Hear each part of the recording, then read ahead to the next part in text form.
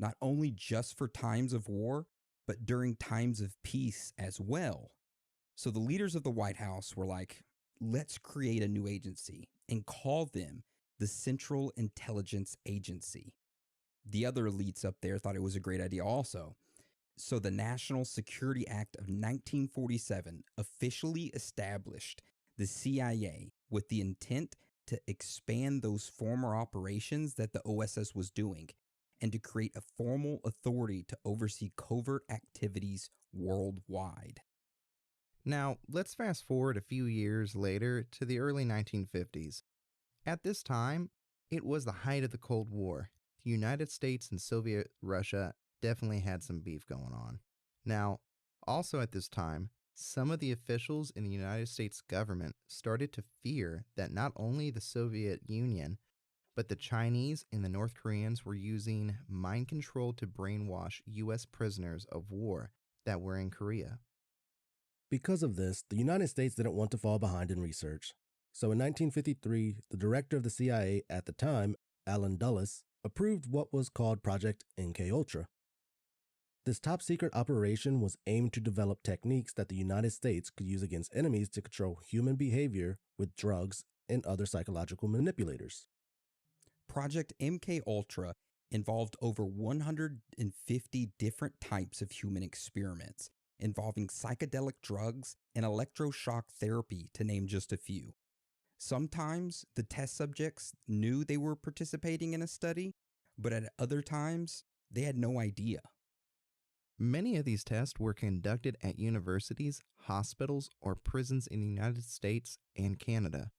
For nearly 20 years, from the 1950s to the 70s, these CIA programs would see countless unsuspecting individuals exposed to drugs, hypnosis, sensory deprivation, abuse, and torture. Now, it's not clear how many people were involved or subjected to these tests, but before we discuss the experiments themselves, let's talk about how this all came to light. Now, like we mentioned earlier, it's not clear how many people were involved or subjected to these tests. Why? Well, in 1973, the Watergate scandal happened, and at the time, the CIA director Richard Helms, who was overseeing these MKUltra experiments, got super nervous. He didn't want anyone looking around into what they were doing. So to be super safe, he ordered the destruction of all MKUltra documents. So if all these documents were destroyed, how did they come to light? Well, in December of 1974, the New York Times released an article that said the CIA had been conducting illegal domestic activities on unsuspecting American citizens. This article prompted an investigation by Congress into the allegations, and they formed a committee to do this investigation. Now, despite the head CIA dude ordering all the MKUltra documents to be destroyed, some survived. Around 20,000 of them. These documents escaped because they were financial papers and were stored elsewhere.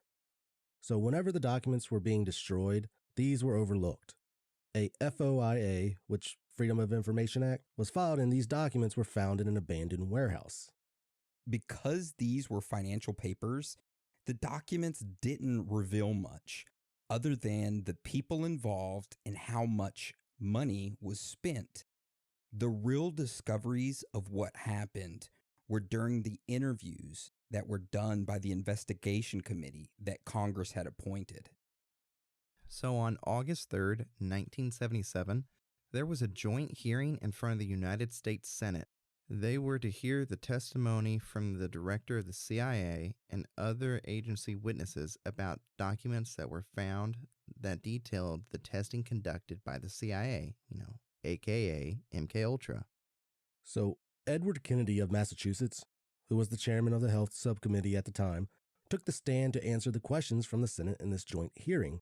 The Senate then says to Edward Kennedy, the Senate Health Subcommittee heard chilling testimony about the human experimentation activities of the CIA. The deputy director of the CIA revealed that over 30 universities and institutions were involved in an extensive testing an experimentation program, which included covert drug tests on unwilling citizens at all social levels, high and low, American citizens, and foreign citizens. Several of these tests involved the administration of LSD to unwilling subjects in social situations. The CIA itself acknowledged that these tests made little scientific sense. The agents doing the monitoring were not qualified scientific observers. The test subjects were seldom accessible beyond the first several hours of the test. In a number of instances, the test subjects became ill for hours or days. Other experiments were equally offensive.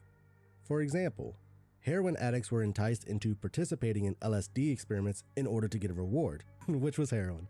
But perhaps most disturbing of all was the fact that the extent of the experimentation on human subjects was unknown. The records of all these activities were destroyed in January 1973 at the instruction of then CIA Director Richard Helms. In spite of persistent inquiries by the Intelligence Committee, no additional records or information was forthcoming, and no single individual could be found who remembered the details, not the director of the CIA who ordered the documents destroyed, not the official responsible for the program, nor any of his associates.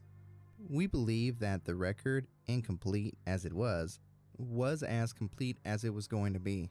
Then one individual, through a Freedom of Information Act, accomplished what two United States Senate committees could not. They spurred the CIA into finding additional records pertaining to the CIA's program of experimentation with human subjects. These new records were discovered by the CIA in March. Their existence was not made known to the Congress until July. The records reveal a far more extensive series of experiments than had previously been thought. 86 universities and institutions were involved. New instances of unethical behavior were revealed. The intelligent community of this nation, which requires a shroud of secrecy in order to operate. The CIA's program of human experimentation in the 50s and 60s violated that trust, and it was violated again on the day the bulk of the agency's records were destroyed in 1973.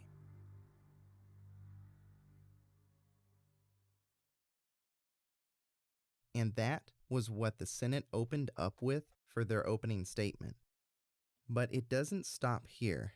After that opening statement, Admiral Stansfield Turner, who was the current director of the CIA at the time, went in front of everyone and read his prepared statement. He said the following: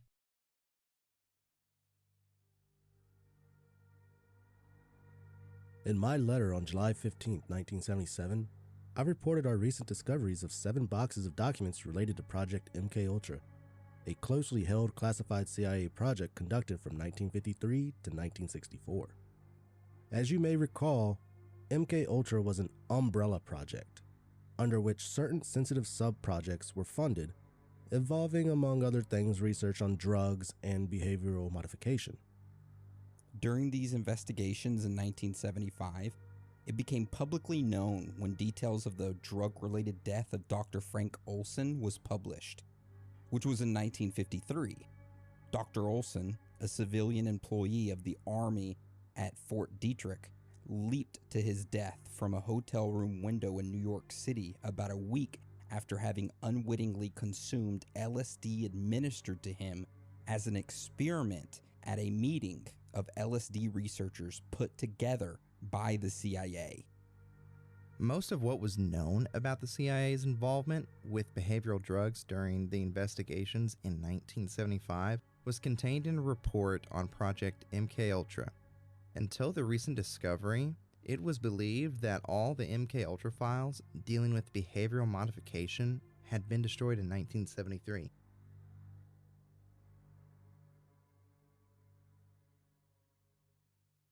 All right. So that was some highlights of the investigation to help you better understand how all this came to light. So I guess let's transition over to the juicy stuff, the actual experiments. Now, like we previously stated, The goal of MK Ultra was to examine methods of controlling and influencing the mind,